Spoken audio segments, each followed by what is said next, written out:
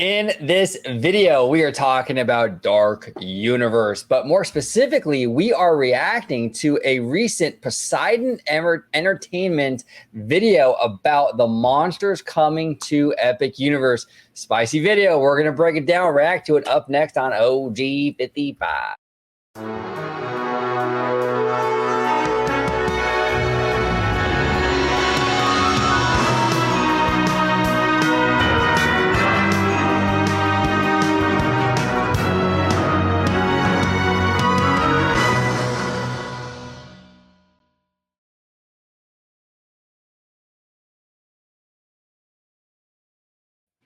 Welcome aboard, everybody, to another episode of OG55. I got the Italiano here. I am OG. Young blood, but I'm built like an OG. And we are going to talk about this Poseidon Entertainment video he did about the monsters maybe being too niche for the general public, for the normies. It's an argument that I actually made a few years ago, and not a lot of people are talking about it, so I really want to watch this video with everybody and kind of break it down because I think it's an interesting topic and thing to discuss. But George, if you could let everybody home know where they could find you on social media, sir. Absolutely. You could find me on X, formerly known as Twitter, at Disney George. You could also find me on Instagram under the Disney Italiano. And of course, you can find me right here on my home base at Orange Grove 55 with Citrus Corner, with all that sweet, juicy, but sometimes sticky Disney news and info. There we go. And for our friend Kaylee, it is dark shirt season, right? Yes. Dark shirt season because we're watching a Dark Universe video. All right, so as we always do on our reaction videos, I'm going to play the video. And George, if there's any moment when you want me to pause it, just reach out to me, and I will go ahead and do that, and we'll talk about it. Here we go. This is again Poseidon Entertainment. Poseidon Entertainment.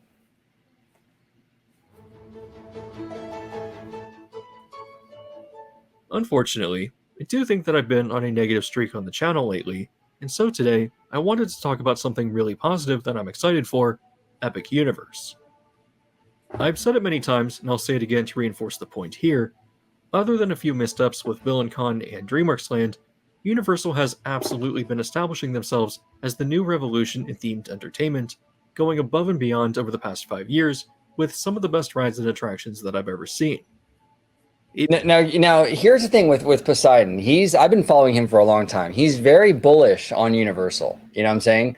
Very, very bullish on Universal. And then the minute he criticizes Universal in any way, people like jump on his case. I'm like, what the heck is going on here? Like, this guy is very positive about Universal. He makes one video or something about, maybe VillainCon, where it's not glowingly positive, and the fans go crazy and jump on the poor guy. I don't know.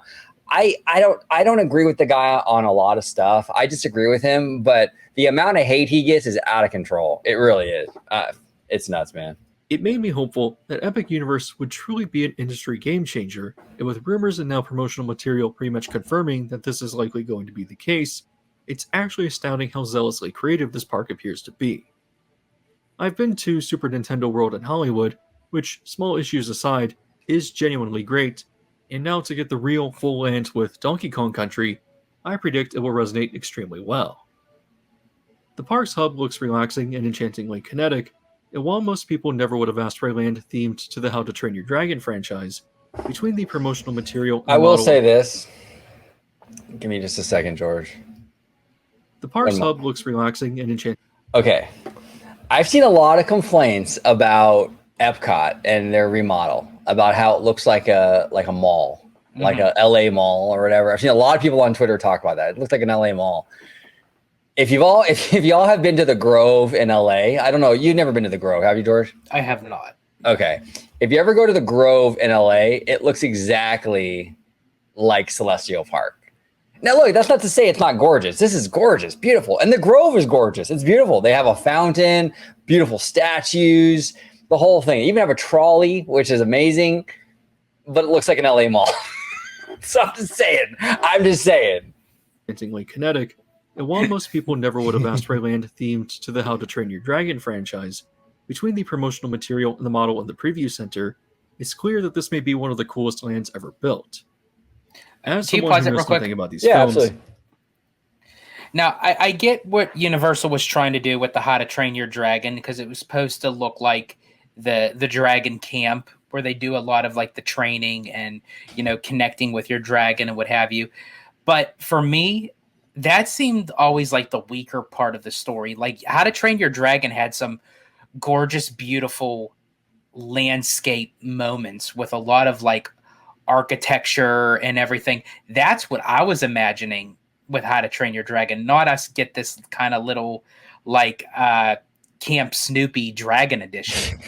It's very Camp Snoopy. Yeah, you're right. That's exactly what it reminds me of. Even that thing that spins you in the air is very Camp Snoopy and stuff like that.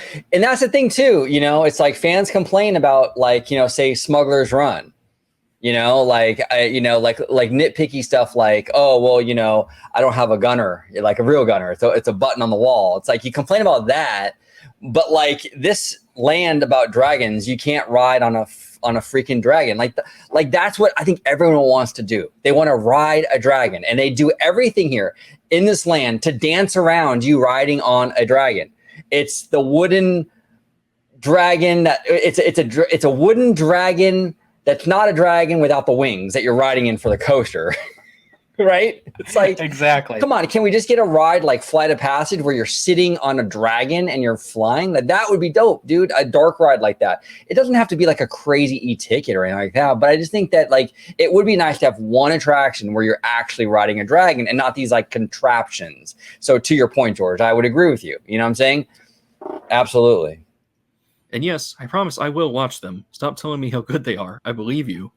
This land looks incredibly well thought out with clever kinetic elements, incredible sightlines, and in general, a really balanced attraction lineup that reinforces the role of you literally training to ride dragons. A point I often make is that good land and ride design will always do a lot more than the strength of a brand or intellectual property to draw people in, which Universal has really conveyed just through the promotional material. And for the record, this show looks amazing. This is the thing, and when I go to Epic Universe, which we are going to go, this is the thing I'll probably get the most out of this particular land. And I understand, too, this land isn't really my demo. But I don't know. I mean, technically, Storybook Canal Boats aren't my demo either, but I love that attraction, you know? I just find a lot of stuff in this particular land to be underwhelming, in my opinion. But this show in particular, though, looks dope. I agree. That's why I'm also excited for the new Wizarding World land themed to Paris, as even though details are scarce, the model shows a land literally designed on an unprecedented scale. Yeah. Most important to this video is the recent reveal of Dark Universe, home of the Universal monsters, which of course also looks stunning. It's clear that Universal isn't just leveraging intellectual property to draw in new park guests, but it feels like these lands and attractions have an immense amount of thought and creativity put into them. It feels like this was designed by fans of these properties who have real creative passion and excitement for what they do, which is precisely why I think that Dark Universe may actually be a risky move for Universal, specifically because it caters to a niche audience. Okay, I made this argument. I made this exact same argument 2 years ago, okay? 2 years ago, I made this argument. You're talking about 100-year-old characters, right? I get it. People will always say to you, well, everyone knows who Frankenstein is. I understand that. Everyone knows who not Oswald. Everyone knows who Felix the Cat is too. But that doesn't mean Felix is a viable franchise, a money-making franchise. Yes, they're recognizable, but do kids care? That's the thing. Do people care? And that we've seen Universal try to create, ironically, the Dark Universe cinematic universe, but it has the same name, Dark Universe, with the rebooted Mummy with Tom Cruise, and it died a dog's death. They haven't had a lot of success with a lot of these monster movies as of late. So they're going in there and they're going to double down on the monster stuff. Now, look, I'm on the record. We reacted to the Epic Universe, this video, the Dark Universe promo thing, whatever it was, a few weeks ago or a week ago. And I was impressed. I'm still impressed. I think, honestly, I do think more than likely this is going to be a massive hit with normies, but I don't think it's unreasonable to question things. I don't know why it's so, I don't know, like not allowed or taboo or whatever to question anything Universal does. It's okay to question this franchise that's a century old if audiences today are going to resonate with it. I don't think that's a far off sort of thing to ask. And, you know, to be honest with you, It is a big risk. I would agree with Poseidon on this, and I think it ultimately will pay off. I do think it's going to be successful, but it is risky. What do you think, George? So for me, yes, I said this when we were watching the Dark Universe unveiling video. I'm very excited for this land. This is, I think, this and Donkey Kong are the two things that I'm most excited for out of all of Epic Universe. But I do remember also in the promo video that the Universal creative team was mentioning about specifically with the monsters. What is it, Unleashed or Unchained? Or Yeah, I think it's Unchained, if I'm not Unchained. mistaken. Yeah. That e-ticket attraction is going to be quite frightening, and they wanted to create something that could be doable, but yet have that PG-13 vibe. And they said, just be very cautious and aware that if you're taking little ones on this attraction, I don't know what that actually entails or what that means, but it's very risky, because what that tells me is it's almost like a Halloween Horror Night attraction permanently embedded in the park. And you're already putting a ride like that into a park that majority of the rides are primarily for the teens and the young adults. You have the is it the Star? Is Stardust. it Stardust? I'm so used to saying Starfall, now I'm trying to remember which one's which. The Stardust Racers, which is, again, it's a roller coaster. You're going to have the Harry Potter ride, which they said that's going to be kind of an intense type of ride system. It's going to be exhilarating. It's going to be fun. I'll probably enjoy it, but is it going to be good for the little ones? And then, of course, you have Donkey Kong. Again, I'm looking forward to Donkey Kong, but again, it's a coaster. There's nothing that solidifies or implements any kind of young child family oriented ride other than possibly Mario Kart. Possibly the How to Train Your Dragon. Again, it's a coaster, but it's a little bit more of the kid coaster and those water battle boats. Right. And that's the thing, and that's why I've been saying for a long time, if anyone from Universal is watching this, you got to get into the more of the rides that everyone can do kind of game, right? Disney is successful because I can take my grandma there, and I can take a little one there, an 8-year-old or an 85-year-old, and both of those people will get a lot out of the Disney experience. Universal, not so much, man. I mean, really, Universal, unless you're like 25 years old, young, healthy, and willing to do these kind of rides, there's not a whole lot there for you. That's the problem. They don't have a lot of Pirates of the Caribbean style attractions or Haunted Mansion style attractions that you can just get on and everyone can kind of do it. They don't have like It's a Small World. They don't have a lot of those kind of things. And that's what I think is holding Universal back. I really do. And people say, well, Universal is a great value. And it is if you're young and healthy and you want to go on roller coasters and things that throw you around and put you upside down. But what if you're not into that stuff? And then then it's not so much a value, is it? It's kind of, the offerings are kind of slim at that point then. Not to say there's none. I know people are going to get in the comments, well, what about this ride? What about Cat in the Hat? I understand there are examples of things that you can do. But well, it's funny that you say that, because I remember my son now, he's 14 and a half, and he absolutely loves Universal, but because that fits now his demographic. When he was 4 years old, we attempted to take him to Universal. We stood in line to buy tickets because it was like a spontaneous, on the whim kind of decision to try to go to Universal. And a Universal team member that we were going to buy the tickets from at the kiosk, she said, I have to be honest with you. She said, you're going to pay for these tickets.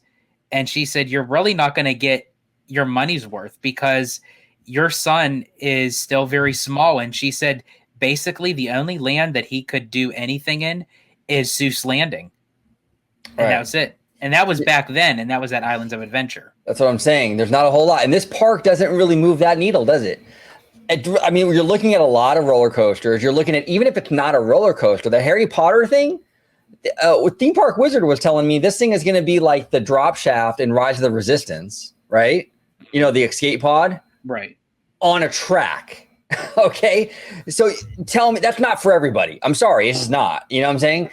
A lot of the stuff in this park are for people that like to be, adrenaline. They're adrenaline junkies, and that's fine. There's nothing wrong with that. But it's not for everybody. It really isn't. It's not for me. I don't like a lot of things that throw me around. Now I'm going to go to it. I'm going to check it out. But I just think that we have to be aware of that Universal does tend to skew on the more thrill side, and that will cut into its in my opinion, its ability to kind of move up and surpass Disney. I think until they fix that, I don't think they can, in my opinion. And really quick, before you continue on the video, kind of going back to your previous comment when you said that this is a 100-old IP, and people question, well, people know who Frankenstein is. They know who Dracula is. I think kids today, the bigger demographic, they've heard of Frankenstein, they have heard of Dracula. It's, okay, these are characters that people dress up during Halloween. Dracula, he has the fangs, he comes out at night, he wants to suck your blood.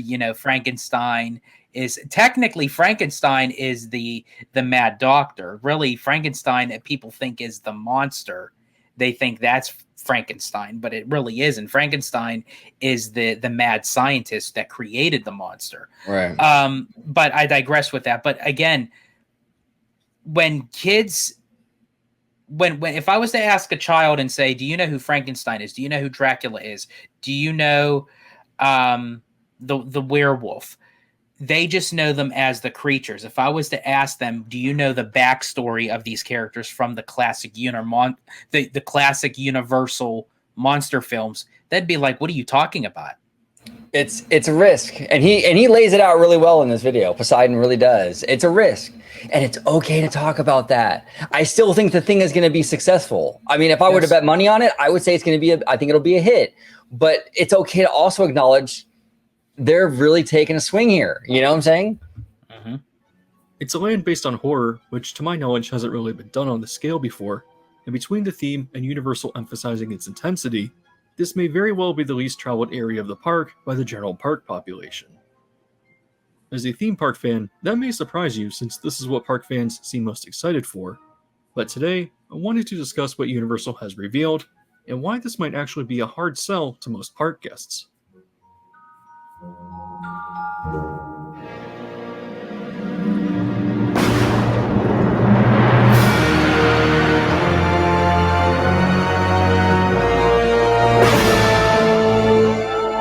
Love the intro.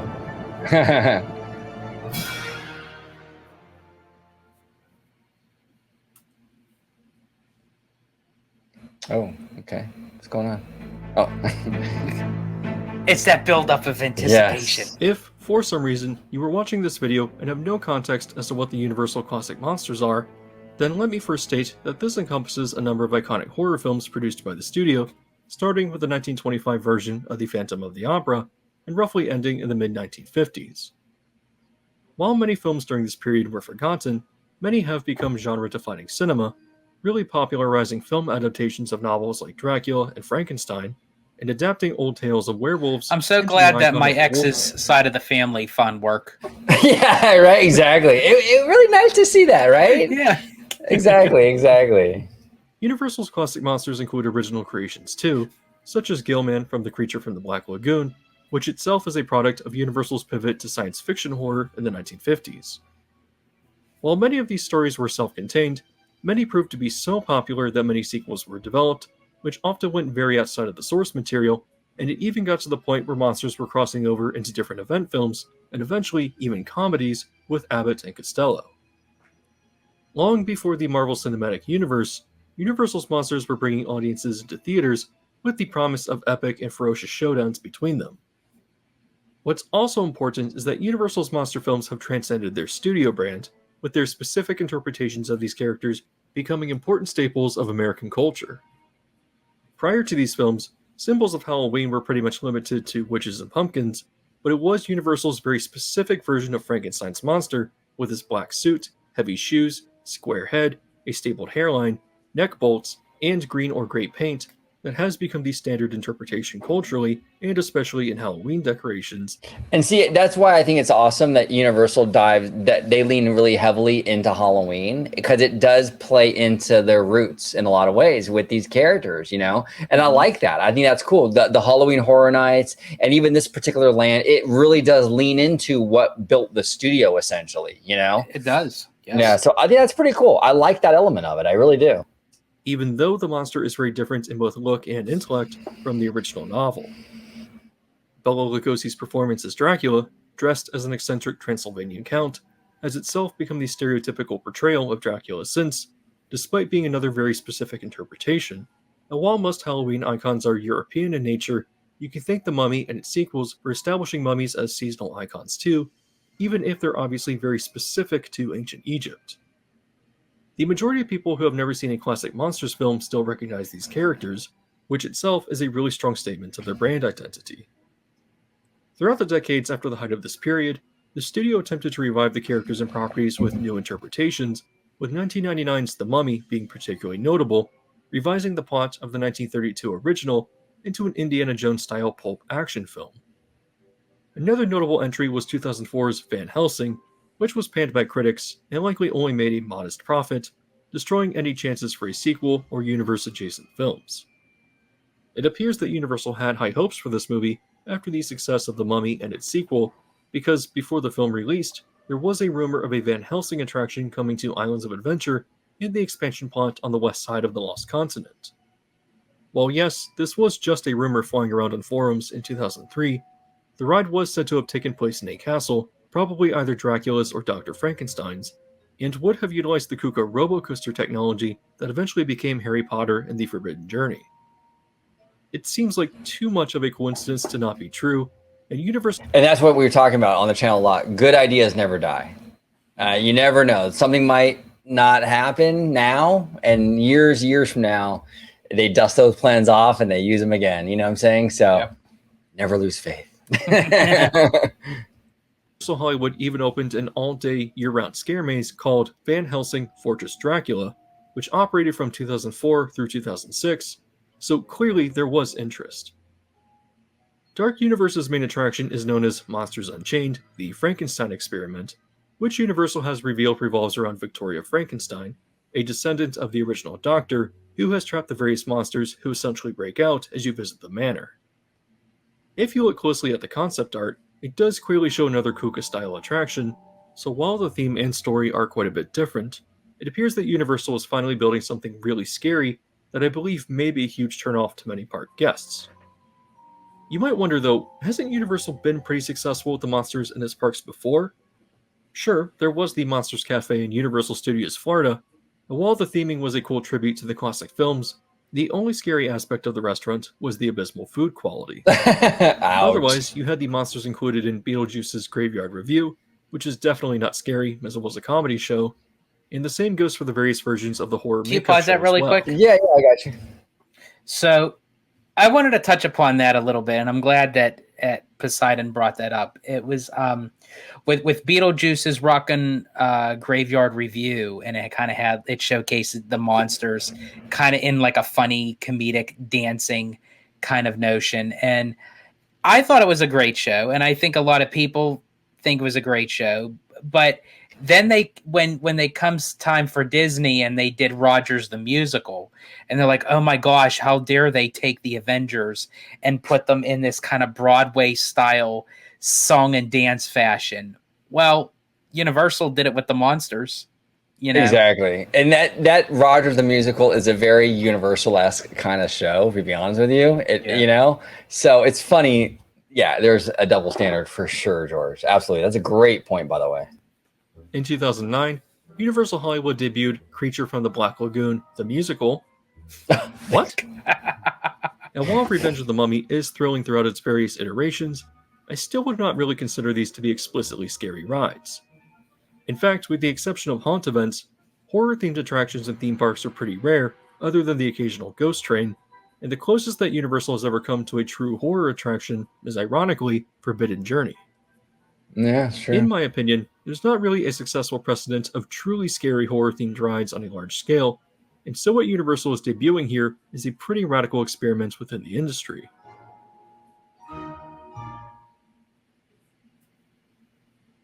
Yeah, it is risky. I'm telling you, it is risky, and he's got a great point here. Entering the portal, park guests step into a graveyard, which, traveling further, reveals the village of Darkmoor. To me, this land looks incredible because of its detail and atmosphere, with various shops and a restaurant known as Das Steakhouse, a fun pun for a name which brings you into a lair of vampires. Another interesting element is back in the forest, where the Burning Blade Tavern has a facade with a burning windmill, That's awesome. which is a truly outstanding effect that again shows how Universal is really embracing creativity in this park, doing cool things just because they can. Darkmoor includes 2 attractions. Yeah, and this is the only thing. When we did our Dark Universe video breakdown of the promo thing, this is the one thing that aesthetically for me didn't work in the land. You know, you have all this wood and stonework. It's kind of this gothic, architecture. And then you got this steel roller coaster going through it. I would have done what they did kind of similar to what they did with the original concept for California Screamin'. It was a steel coaster, but it was dressed up to look wooden. I would have dressed this steel coaster up to look wooden, painted it like black, like the wood has been burnt. And I think it would have fit in beautifully in this land, I think for me, I definitely agree with you. I would have kind of hidden the coaster in general.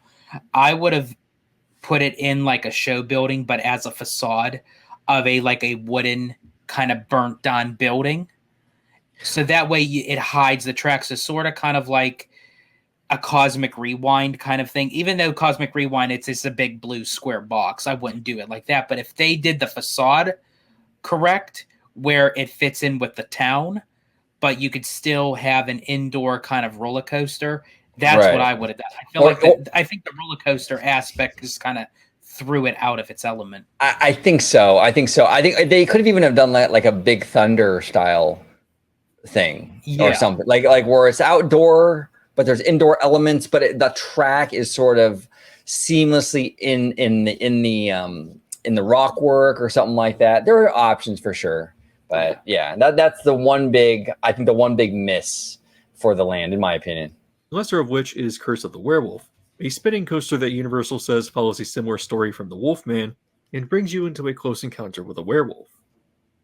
The concept art for this is intentionally because this right here. Give me a second.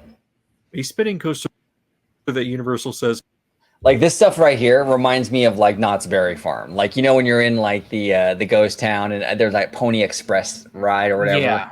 It's like these steel things in and around like the actual theming and stuff. I don't know. It just looks kind of cheap to me, in my opinion. I think they could have done a better job with that.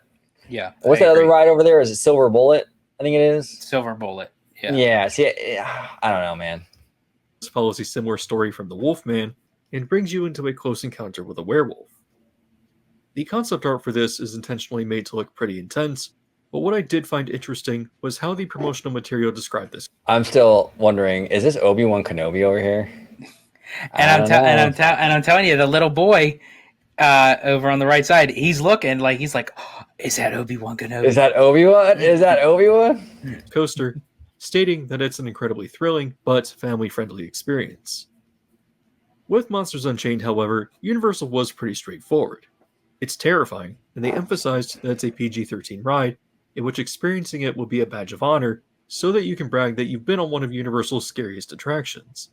Okay, really Despite quick. This, the rest of the marketing material... Now, that's, again, it's Universal's wording, to be able to experience this ride is a badge of honor. For you to, and I don't know if they're just kind of using like cheap wording, they're kind of over exaggerating, or if it's really that intense on the scare factor. Well, was that Universal, or is that what Poseidon said? No, that was something Universal said. Gotcha. Okay. Yeah. I don't know. I've had issues with some of Universal's, what's the word for it? Hype machine. They tend to, Look, they tend to overhype things quite a bit. You know what I'm saying? Like their own product, obviously their own stuff. They overhype it, right? Not to say it's the product ends up bad, but even with like Nintendo World, and mind you, full disclosure, I haven't been on Donkey Kong yet because it's not open yet. Right. But I've been to Mario Kart and I've been to Super Nintendo World out here in California, and I was hearing a lot of this stuff from Universal, the most innovative thing. All this new technology and all this stuff, and I'm like, okay, you have probably a D ticket ride with Mario Kart and a bunch of mini games.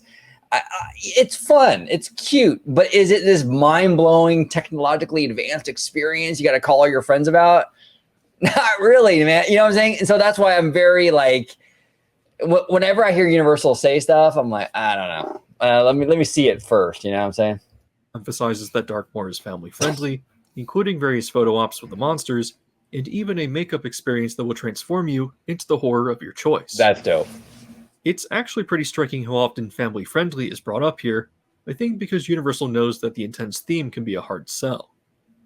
It's clear that Epic Universe is meant to draw in crowds that traditionally only went to Disney, and perhaps occasionally added a day or two of Universal parks, but Disney crowds are also very averse to thrills.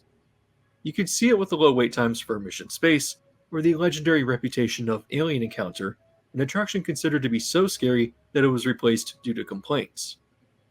I certainly don't see that crowd stepping into Frankenstein's Manor, or on the other hand, I don't really see the general park population seeking this land out either. You might point to something like Halloween Horror Nights, which true, it is absolutely. And you have to remember, and this is what we say all the time on the channel, there is a difference. And I like that Poseidon is sort of, he's letting you know too, he's saying the same thing basically that we've been saying. There's a difference between the theme park nerds like you and I and the people that we interact with in our community and the normies. So our community is going to be a buzz about different things than the normies. We did a video just recently about the new Groot restaurant on the Disney Cruise Line. Mm-hmm. You know, a lot of people in the community though are, oh God, IP, oh my God, Marvel, oh my, you know, but the normies are gonna love it. The normies love the when we were on the Wish, they were climbing over each other to meet Spider-Man. I mean, the normies have a different mindset. So you have to understand that. So just because the theme park community is a buzz and super excited over Dark Universe, we are as well. It doesn't necessarily mean the soccer moms are though. We have that is still out to be decided. The jury is still out on that one. So we'll see. And I think he's making the same point here and he's right. Absolutely the most popular theme park event pretty much anywhere, despite its intensity. However, while most parks fans love the event for its detailed sets and high production value, I would posit that the majority of people going don't care about this at all. For them, it's a social event that they go to just because they're chasing an adrenaline surge near Halloween. It's like a group of people going to a Six Flags park, not because they can appreciate a good coaster with all the nuance that comes with it, but rather because it's just a thrill to them. I believe that the success of Halloween Horror Nights really comes from its proximity to Halloween, which itself is a cultural driver towards a thematic season for horror, and so people go just because it's the thing to do, not because they appreciate the artistry and lore that goes into it. See, he's a smart dude. I'm telling you, there's a lot of what he's saying is true.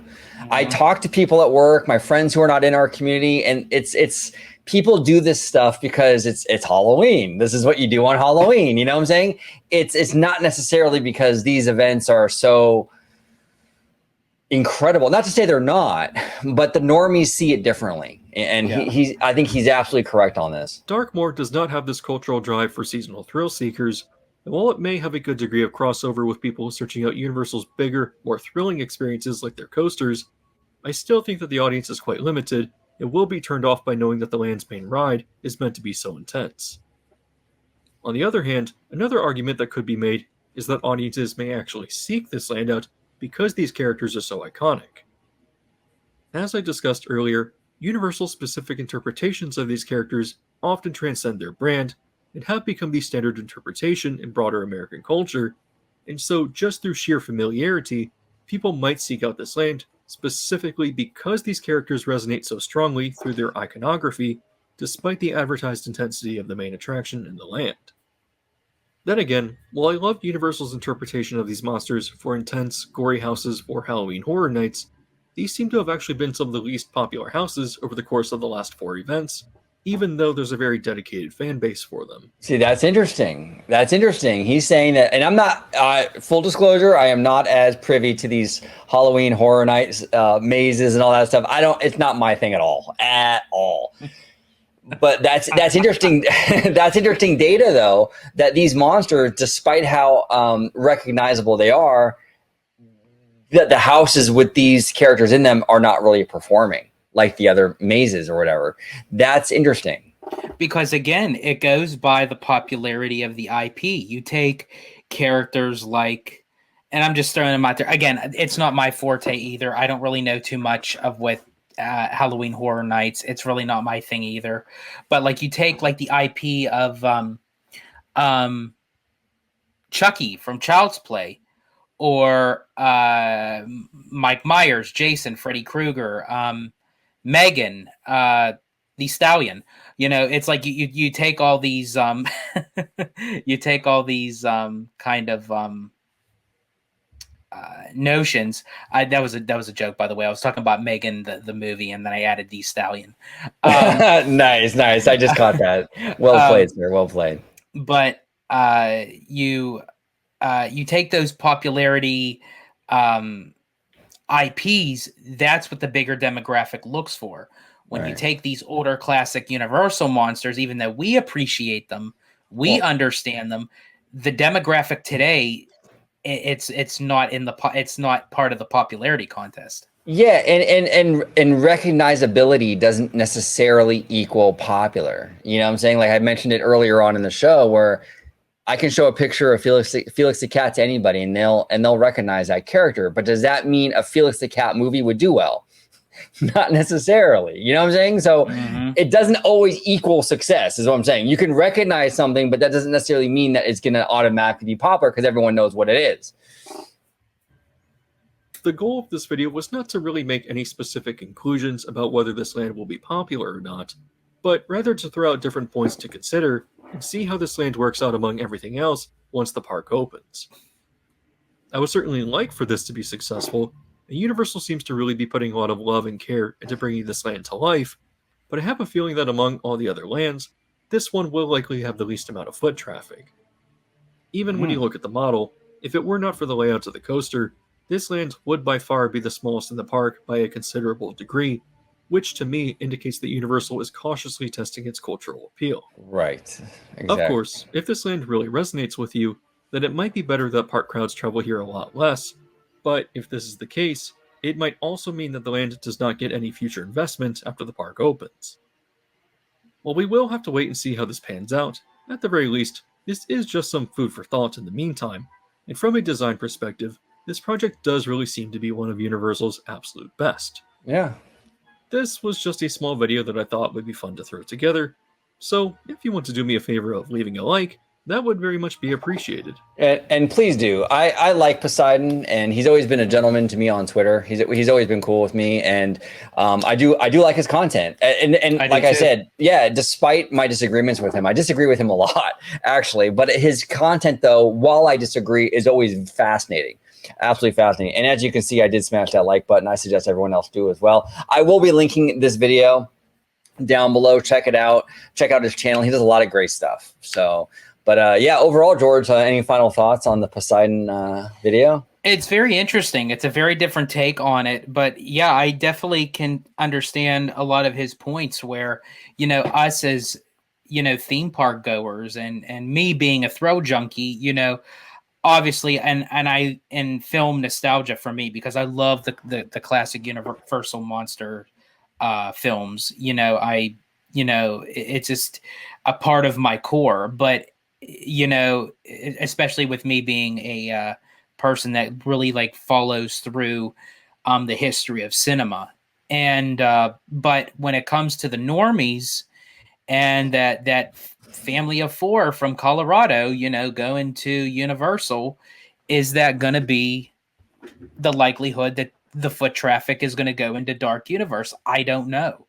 It's hard to say, because you're putting that up against Super Nintendo world with Mario Brothers and Donkey Kong. You're putting it up to even Harry Potter, even though we personally feel like that Harry Potter is starting to kind of get overblown into the Universal parks. But again, for the normie, they still dig Potter, and it's like, and even the How to Train Your Dragon, it's the demographic for DreamWorks. But when you tie those IPs to Dark Universe for the classic Universal monsters on top of a PG-13-esque type of thrill monster ride, how does that kind of equal out? I'm not sure. I'm not either. Now, like I said before, and I want to reiterate this because I don't want anyone to misinterpret my impressions here. I do think overall this land will be a success, but I also at the same time can acknowledge, I can walk and chew gum at the same time. Basically, I can also acknowledge that this is a big risk for Universal. This is not a guaranteed home run, you guys. It looks dope, but the normies are really going to decide and make or break this. Are the normies going to embrace it? We'll see. There really isn't that much precedent with this kind of stuff.